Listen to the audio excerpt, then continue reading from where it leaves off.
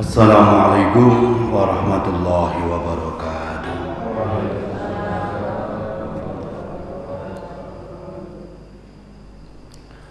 A'udzu billahi minasyaitonir rajim. Bismillahirrahmanirrahim. Alhamdulillahirabbil alamin wa bihi nasta'inu ala umurid dunya waddin. Wa sallallahu ala sayyidina Muhammadin khatamin nabiyyin wa ala alihi wa sahbihi ajma'in, amma ba'du. Fayal hadirun, bapak-bapak, ibu-ibu yang saya hormati, sesepuh bin sepuh yang saya muliakan, syukur alhamdulillah di pagi hari ini kita masih diberikan kenikmatan dari Allah Subhanahu wa taala, terutama yaitu nikmatul iman wal Islam, sehat wal afiat, taufik serta hidayah, sehingga di subuh kali ini kita dimudahkan oleh Allah Subhanahu wa taala untuk melangkahkan kaki kita menuju ke masjid ini. Yang pertama, kita telah melaksanakan ibadah salat subuh berjamaah.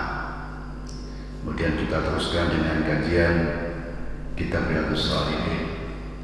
Mudah-mudahan saja apa yang kita lakukan, ibadah yang kita lakukan diterima oleh Allah Subhanahu wa taala.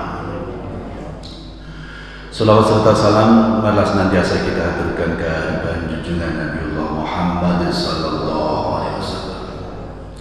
Mudah-mudahan dengan salawat salam yang selalu kita haturkan kepada beliau, kita semua diakui umatnya, dan mudah-mudahan kita semua mendapat syafaatnya di hari kiamat. Amin.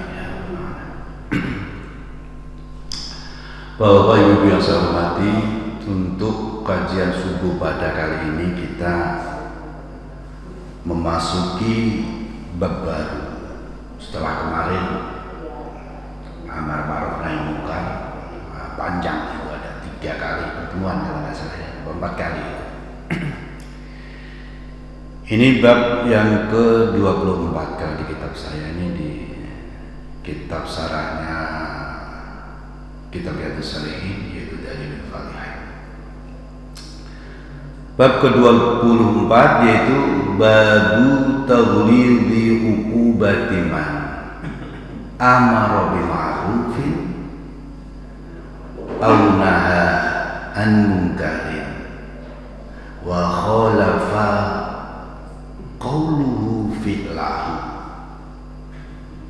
Bisa dibaca wa khalafa qaulahu fi'luhu.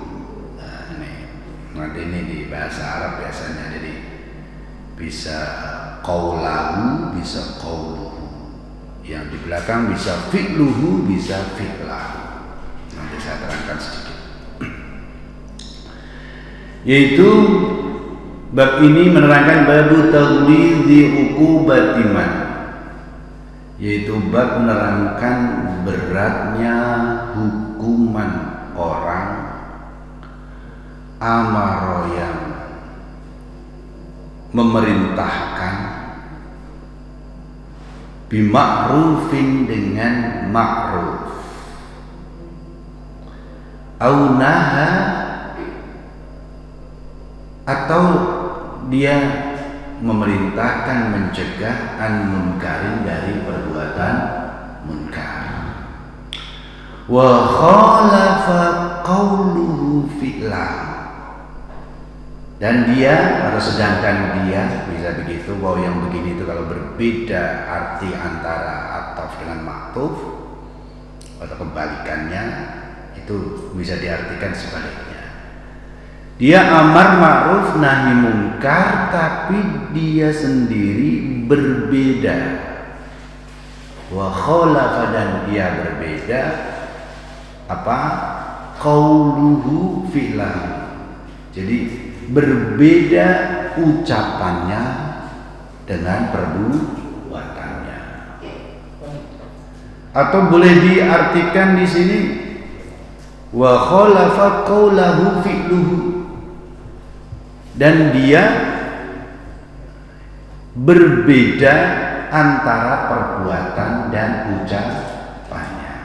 Jadi Kalau tadi kan ucapannya beda dengan perbuatan. Kalau qauluhu fi'lah. Kalau qaulahu fi'lahu itu ucapan sama perbuatan tadi berbeda. Kalau ini perbuatannya dengan ucapannya berbeda. Tadi walaupun diputar-putar sama saja. Gitu.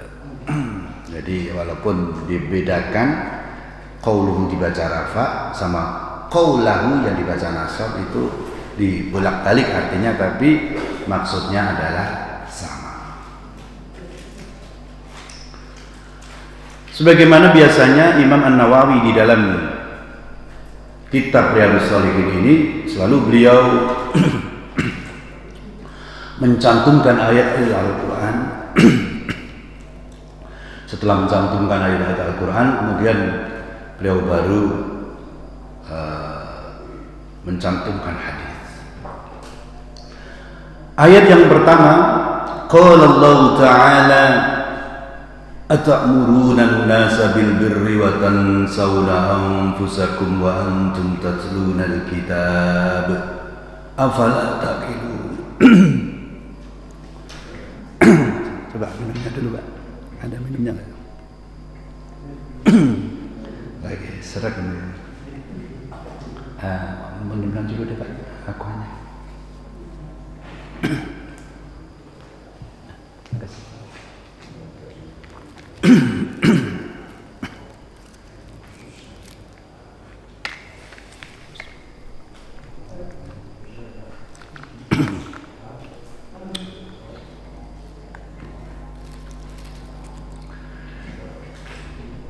Ayat yang pertama ini, atamuruna an-nasa bil birri wa tansawna anfusakum wa antum tatluna al-kitab. Atamuruna an-nasa. Ini hamzah bimana istifham, ini istifhamiyah tapi bimana hal. Atamuruna an-nasa bisa diartikan apakah atau mengapa. Mengapa atamuruna engkau menyuruh an-nasa kepada manusia bil birri dengan berbuat kebaikan, wa tansawna dan engkau sendiri melalaikan anfusakum diri kamu, wa antum tatlunal kitab dan kalian semua itu yang tadi memerintahkan kepada manusia tadi, tatlunal kitab, kalian sendiri membaca Alkitab. Afala taqilun, apakah engkau itu tidak berakal? Kalau dulu ulama-ulama kuno zaman dahulu mengartikan dengan bahasa yang agak santun, afala taqilun, ono toh ora padha angen-angen sapa sira kabeh. Ya gitu. Kalau di pesantren gitu ya. Kalau orang Jawa ngerti ya. Kalau selain tapi kalau walaupun bukan orang Jawa, kalau dulu mondok-mondoknya di pesantren biasanya pakai bahasa-bahasa pesantren. Kalau bukan pondok modern, kalau pondok modern sudah langsung bahasa Indonesia. Nah ini afala taqilun, apakah kamu itu tidak berakal? Atau diartikan, tidakkah kamu itu mengerti? Kalau sudah menggunakan akalnya digunakan itu pasti ngerti. Gitu. Nah ini hubungannya ini adalah yang dimaksud dahulu ini adalah khitab ayat ini adalah untuk orang-orang Yahudi. Orang Yahudi itu dia memerintahkan berbuat baik, yaitu min silaturahim, terus wa ihsani, berbuat baik, wa taatillah, memerintahkan taat kepada Allah. Tetapi mereka wa tansawna anfusakum ay tatrakunaha min dalikal birri, mereka itu meninggalkan dari perbuatan baik itu. Kalau kita lihat dari ayat-ayat Al-Quran, kan diperintahkan di situ banyak sekali perintah-perintah di dalam ada Taurat itu ada beberapa, ada 8 pas 10 hitam itu. Di situ diantaranya itu adalah disuruh bersilaturahim.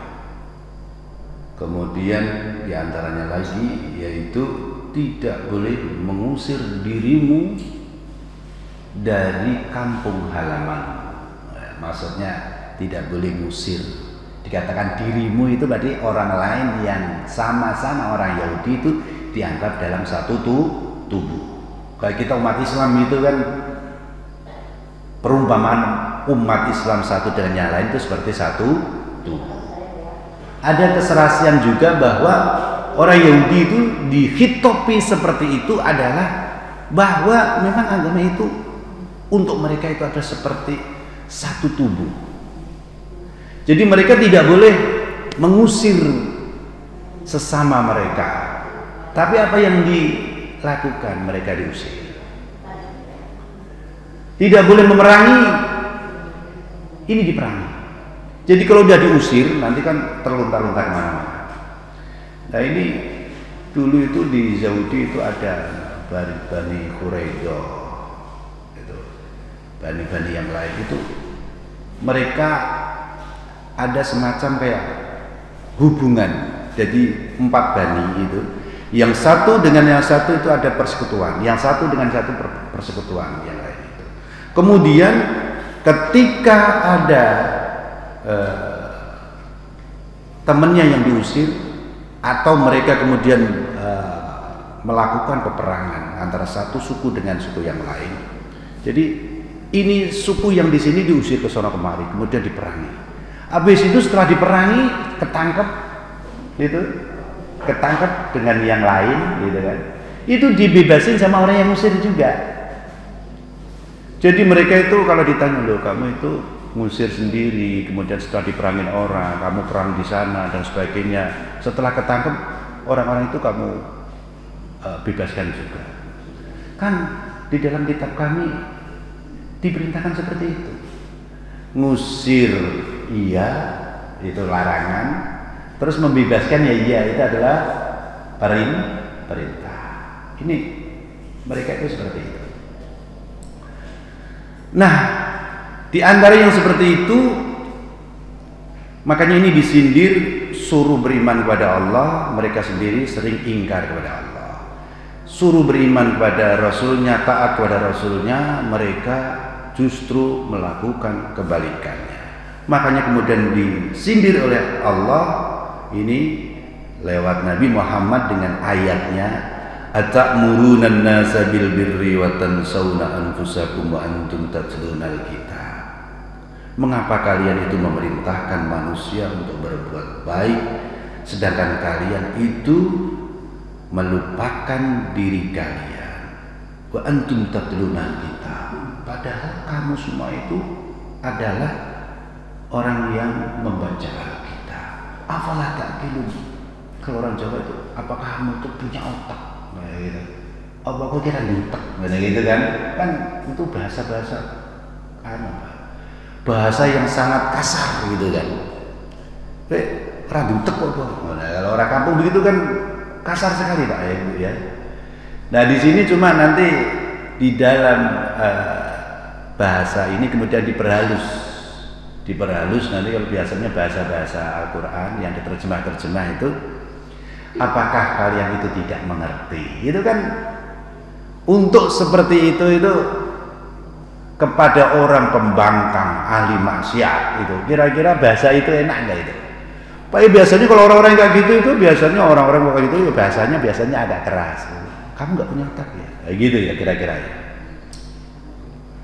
Di dalam bahasa Arab ini, yang di dalam Al-Quran pun ketika itu mencela orang-orang kafir pun seperti itu, atau orang yang ingkar dengan perintah-perintah Allah.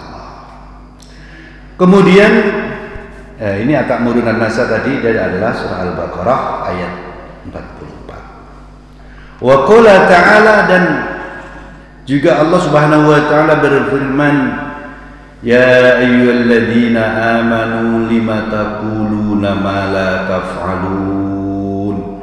Wahai orang-orang yang beriman, lima taqulu, karena apa? Jadi lamjer maknya ma istifham. Nah, di situ biasa kalau ma yang asalnya ma panjang, ketika ada li lam huruf jar, itu huruf alifnya dibuang. Makanya tulisannya lam sama lima itu sama di dalam Al-Quran. Kalau orang tidak biasa membaca Arab yang gundul, orang tidak paham dengan bahasa, maka lima nanti dibaca lam. Lima taqulu nama la taf'alun. Karena apa? Taquluna, engkau mengucapkan, engkau sekalian mengucapkan ma la taf'alun, apa-apa la taf'aluna yang engkau sendiri atau kalian sendiri tidak melaksanakannya. Kemudian ayat berikutnya, kabura maqtan indallahi an taqulu ma la taf'alun. Kabura itu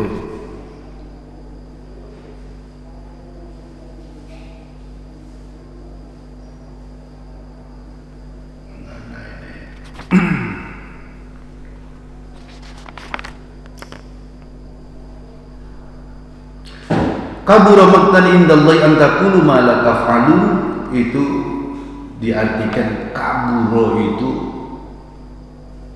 amat besar, diartikan seperti itu. Maqtan diartikan al-bughdu, murka. Jadi amat besar kemurkaan indallahi, di sisi Allah. Kenapa? Antaqulu, engkau sekalian mengatakan mala taf'alun, apa yang engkau sendiri tidak mengerjakannya. Ini surat As-Saff ayat 2 dan 3. Wa qala ta'ala, dan Allah Subhanahu wa taala berfirman ikhbaran, karena ini memberikan kabar, menceritakan an Syuaibin, dari Syuaib radhiyallahu anhu. Di dalam Al-Quran Allah Subhanahu wa taala menceritakan Nabi Syuaib. Wa ma uridu an ukhalifakum ila ma anhaakum anhu. Ini di surah Hud.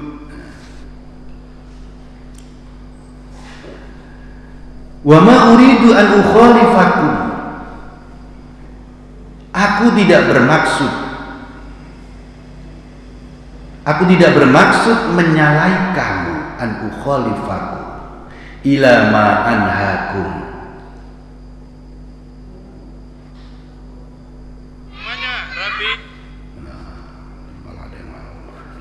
ila ma anhaakum, dari apa-apa anhaakum yang aku telah mencegahkum kepada kalian, anhu, dari ma, dari perbuatan itu maksudnya. Jadi aku itu tidak bermaksud untuk menyalahi kalian.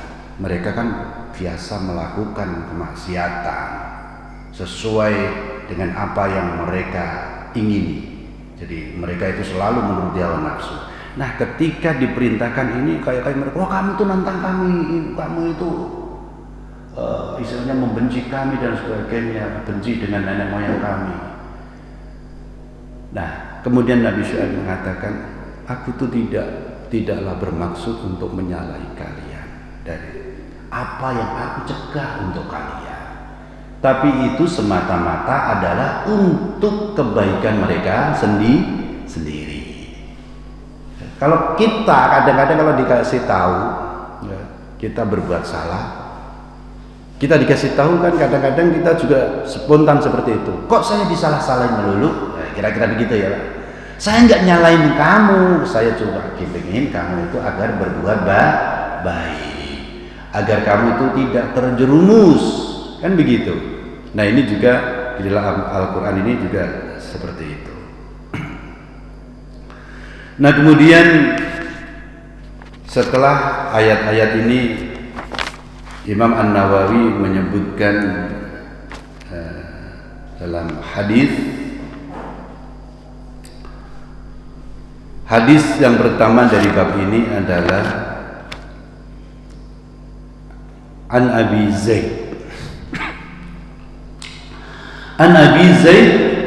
Zaid Usamah bin Zaid bin Harithah radhiyallahu anhu. Ini radhiyallahu anhuma ini kalau di dalam tafsir hadis itu sekalipun riwayatnya radhiyallahu anhuma itu di dalam tafsir hadis yang bagus itu adalah radhiyallahu anhum, karena ini 3 orang, Abi Zaid yaitu Usamah, kemudian bin Zaid bin Harithah.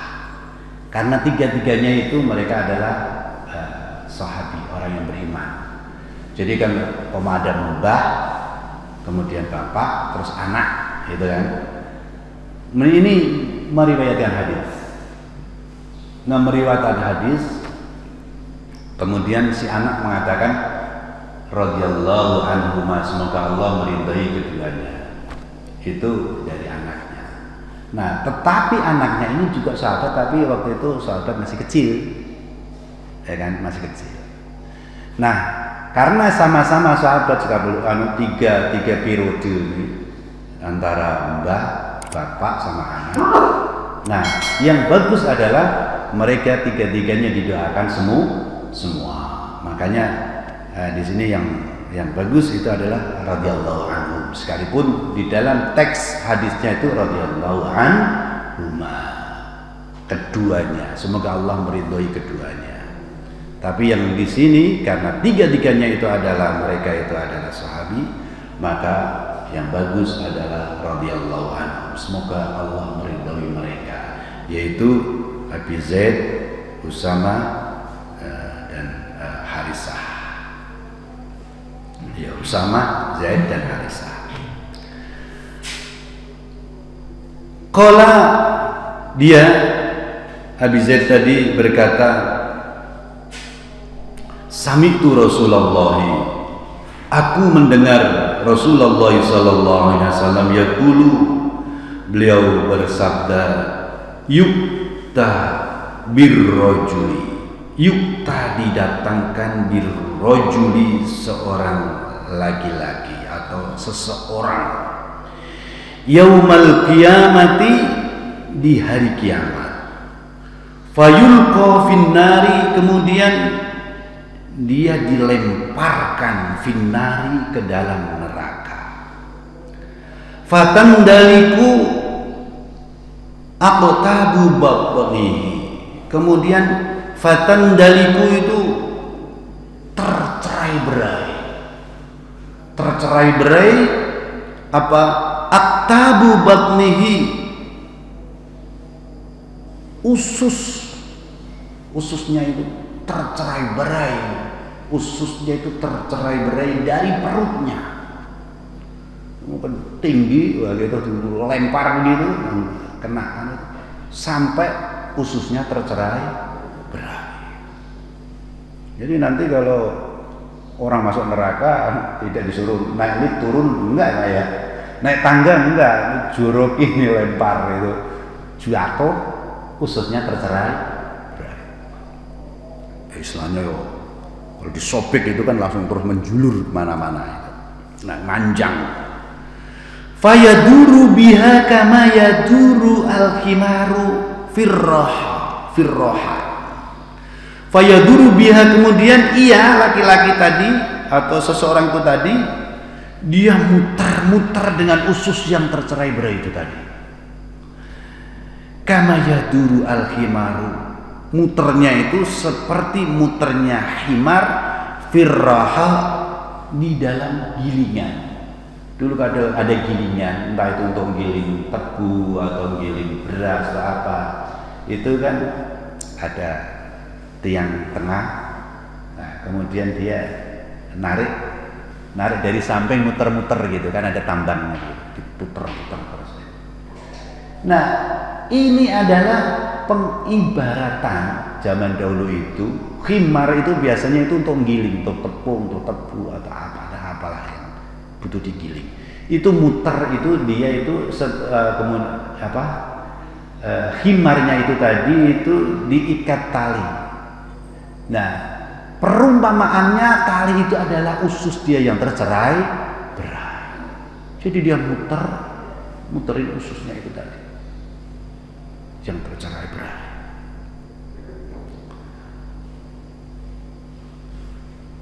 Fayastami'u ilaihi ahlun nari, kemudian berkumpul ilaihi padanya siapa ahlun nari, ahli neraka. Ini nanti kalau di neraka, ini diterangkan di sini, kalau ada orang disiksa dengan sangat itu, dia juga ngumpul, walaupun dia sendiri juga kesakitan gitu, ngumpul, dia itu fayaquluna, mereka kemudian berkata, ya fulanu malaka, wahai fulan itu, kau, istilahnya begitu, karena nggak ngerti orangnya, si ini gitu. Bisa disebutkan orangnya pas waktu itu kalau mereka kan kenal. Ya fulan malaka, apa yang terjadi padamu, istilahnya begitu. Malaka, alam takun ta'muru bil ma'rufi wa tanha 'anil munkari. Bukankah engkau itu ta'muru bil ma'ruf, engkau itu yang memerintahkan perkara yang baik, wa tanha 'anil munkari, dan melarang atau mencegah dari perbuatan munkar. Ini berat ya, ustadzah kayak saya ini berat ini. Tapi saya ceritanya ini sesuai dengan Al-Quran dan hadis. Jadi apa yang saya ceritakan adalah Quran dan hadis. Jadi ya mohon maaf kalau nanti saya salah-salah ya Pak Ibu ya. Nanti kalau Ibu Bapak melihat saya di sana itu tolong lah. Kalau yang masuk surga nanti saya dicangking Bu ya. Kali namanya juga orang antara perbuatan dengan apa yang dia perintahkan berbeda. Tolong nantilah kalau dilihat di jamaah sekalian Pak Ibu ya. Bisa jadi siapa teman kita atau siapa yang itu temanku ya Allah, tolong, gitulah dicari nanti. Apalagi ustadznya ini sering ngomong banyak salah kali ya Ibu ya. Ya mudah-mudahan saja kali kita saling mengingatkan. Itu bukankah kamu itu yang memerintahkan perbuatan baik dan mencegah dari perbuatan munkar? Fayaqulu, kemudian orang itu atau laki-laki itu berkata, bala, iya benar, kuntu amuru bil ma'ruf wala atihi, kuntu amuru bil ma'ruf, aku dulu itu adalah yang memerintahkan perbuatan yang ma'ruf, wala atihi, dan aku tidak, atau mendatangi maksudnya adalah melaksanakannya. Wa anha anil munkari, dan aku dulu itu anha, dan aku mencegah anil munkari, dari perbuatan munkar. Wa atihi, dan aku justru melaksanakannya. Dia merintahkan kebaikan, dia tidak melaksanakan. Mencegah perbuatan munkar, dia sendiri melaksanakan. Ini kan, ini berat itu nanti siksanya itu tadi, lempar ke neraka, ususnya tercerai berai sampai muter-muter kayak khimar di penggilingnya. Muttafaqun alaih. Hadis ini hadis yang disepakati oleh Imam Bukhari dan Muslim. Dua-duanya meriwayatkan tapi dengan redaksi yang sedikit berbeda, tapi intinya sama. Itu muttafaqun alaih. Kalau riwayat Imamani, dua imam meriwayatkan itu sama plak, itu redaksinya. Kalau ini ada sedikit tambahan-tambahan, kadang-kadang ada bedanya sedikit. Qauluhu tandaliku, ini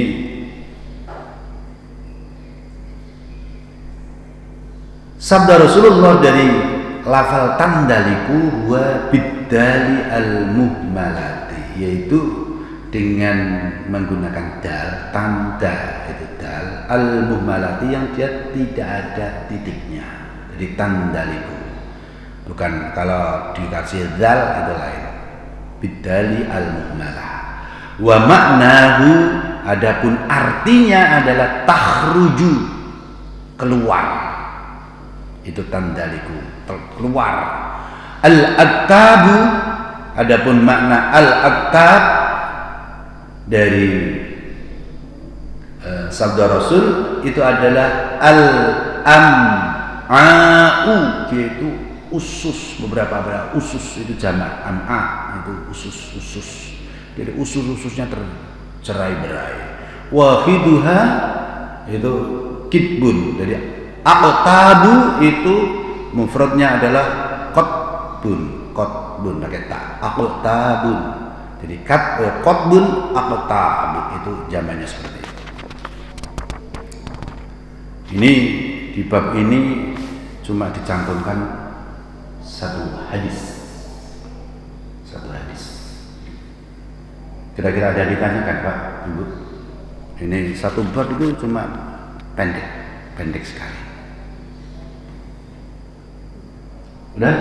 Jadi kalau tidak sesuai dengan perbuatan itu, kalau orang itu kan kayak apa, munafik itu bukan Pak? Oh ya. Perbuatan sama ininya tidak sesuai dengan apa yang disampaikan itu, apa itu sifatnya apa sama munafik itu? Ya betul. Kalau dia melakukan suatu perbuatan tidak sesuai dengan ucapannya, itu istilahnya itu bermuka dua, ya gitu kan? Dia ngomong ini tapi melakukan yang itu. Nah, ini juga menjadi salah satu sifat orang-orang munafik. Idza hadasa kadzaba, ya kan? Dia kalau ngomong itu bergedus, bohong. Kadang-kadang apa yang diucapkan beda dengan perbuatan. Tapi kalau orang fasik itu dia itu melakukan dosa besar. Kalau munafik tadi ngomongnya ya tapi tidak. Itu di dalam Al-Quran pun juga diterangkan begini. Orang-orang munafik itu ketika bertemu dengan orang-orang iman, orang yang beriman yang lain itu, ini orang-orang munafik biasanya. Dia itu ngomong kami telah beriman, kami beriman dengan Allah dan Rasulnya, yaitu Muhammad Rasulullah.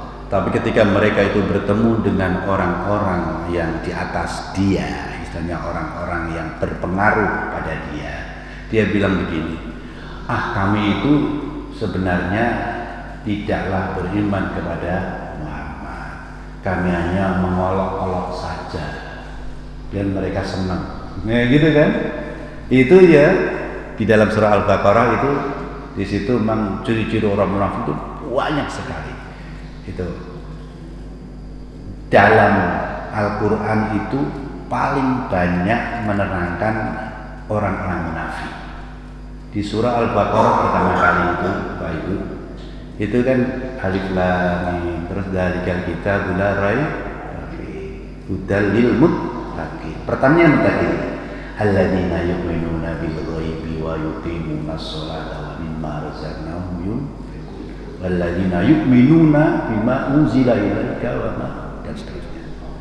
Nah, itu ayatnya itu orang beriman itu cuma 5 yang biasa kita buat untuk tahlil itu Pak ya.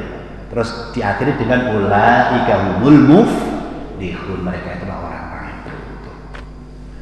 Kemudian 3 ayat berikutnya wa minan nas berikut ulaika humul muflihun walladzina kafaru, ya kan, innal ladzina kafaru ya sawaun alaihim andartahum am lam tunzirhum la yu'minun khatamallahu ala qulubihim wa ala sam'ihim wa ala absarihim ghishawatu wa lahum adzabun. Itu diterangkan tuh cuma 3 ayat apa. Itu bagi orang-orang yang kafir itu gampang deteksinya. Tapi berikutnya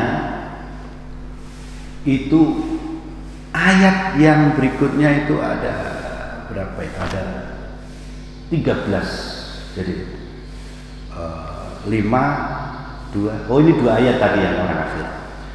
Yang berikutnya itu adalah orang munafik. Orang munafik itu sampai 13 ayat. Wa minan nasi may yaqulu amanna billahi wa bil yaumil akhir wa ma hum bimu'minin. Ya kan? Dan sebagian manusia itu mereka berkata amanna, kami beriman. May yaqulu amanna. Mereka berkata amanna, kami beriman. Gitu. Wa bil yaumil akhir, dengan hari akhir. Tapi mereka tidak beriman. Itu sampai 13 ayat. Oh berarti 5, 3, 5, 2 terus 13. 20 ayat ini menceritakan untuk orang yang beriman, kemudian orang kafir, kemudian orang munafik. Itu panjang lebar diceritakan. Nah kita kemudian jangan sampai begini. Ini ciri-ciri orang munafik. Terus kemudian untuk lihat-lihat orang, kamu sesuai dengan ini ayat ini. Oh, kamu munafik, kamu munafik. Tidak seperti itu. Ketika kita itu membaca ayat Al-Quran, maka objeknya adalah kita sendiri. Dari 20 ayat itu kira-kira kita masuk di mana? Kalau kita ngomong kok selingkuh, berarti masuk di ayat-ayat munafik. Kalau pas waktu di situ, wa idza qamu ila sholati qamu kusala. Ketika dia melaksanakan sholat, melakukan sholat, qamu kusala.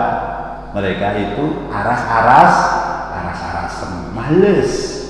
Malesnya bukan main sholat. Males nggak Pak Bu?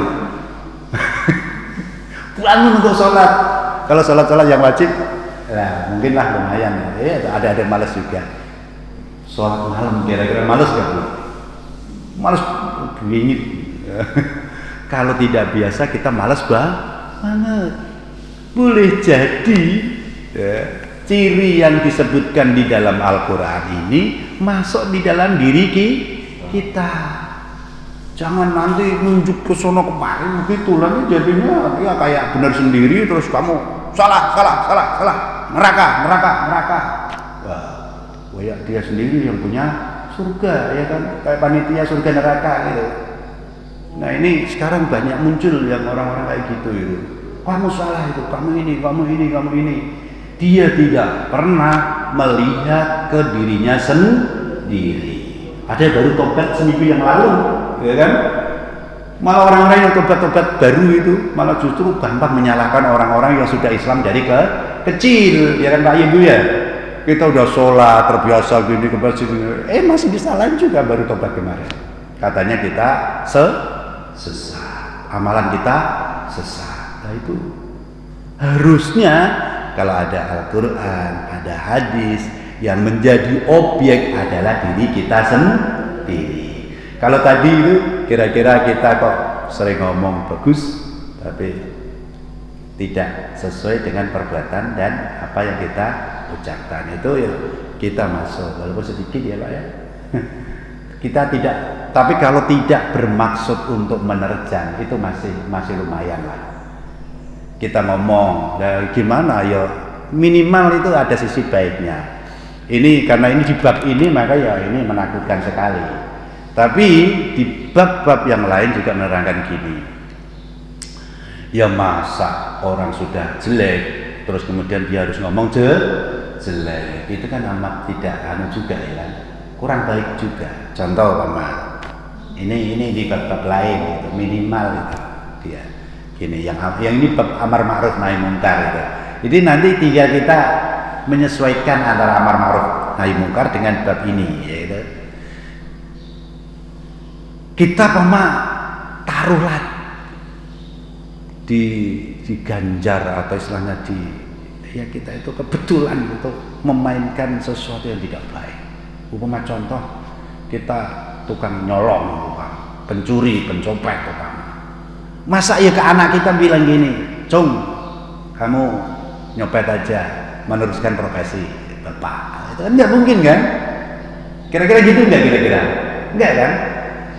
Nah, pasti sekalipun dia itu sejelek apapun, pasti dia itu kalau orang tua bilang gini, saya sekalipun itu susah hidupnya bergelimang dengan dosa, tapi aku ingin kamu itu nanti jadi orang yang baik, orang pintar ngaji, biar bapak mau tolong nanti. Ya gitu kan Bu ya? Ya masa ngomong begitu. Tapi ini maksudnya adalah di bab ini adalah untuk sebagai peringatan keras bagi kita untuk bisa melakukan apa yang kita ucapkan. Jangan gini nanti, aku kan udah ngomong ke kamu, sholat. Loh kamu nggak sholat ya? Aku udah perintah, ini kan perintah agama. Padahal melakukan sesuai dengan apa yang diucapkan juga perintah agama. Kadang-kadang kita kan nyuruh anak tuh pada sholat semua, pada nggak sholat ini, tapi sendiri belum sholat. Itu kan pengaruh gitu nanti modelnya gitu. Ya mudah-mudahan saja Allah Subhanahu Wa Taala menjaga diri kita, keluarga kita untuk bisa beriman dan taat kepada Allah Subhanahu Wa Taala dan mentaati Rasulnya. Ya Pak, itu mungkin yang bisa saya sampaikan. Dan di sini cukup ya Bu ya. Nah, udah lumayan juga. Semua apa yang saya ucapkan kalau itu kebaikan itu ada dari Allah Subhanahu Wa Taala, dan kalau ada kesalahan mohon maaf.